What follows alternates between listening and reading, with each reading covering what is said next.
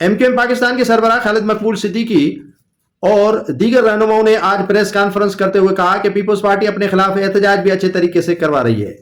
Pakistan peoples party Sindh को तबाह बर्बाद कर रखा है।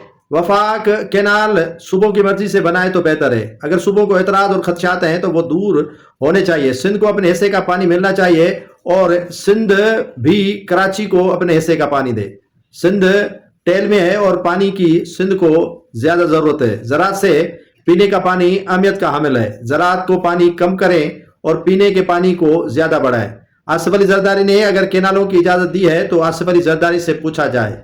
कराची में डंपर माफिया और डाकू माफिया गैर मकामी हैं जो कराची के लोगों को कुचलते रहते हैं। 170 से जायद अफराद इन्हीं डंपर माफियाओं की वजह से लुक्मे अजल बने हैं। खालिद मकबूल सिद्दीकी, फारूक सत्तार, गवर्नर कामरान टिसोरी और दीगर रहनुमाओं ने प्रेस कॉन्फ्रेंस करते हुए कहा कि कराची के वसाइल को बेतरीकी के साथ लूटा जा रहा है।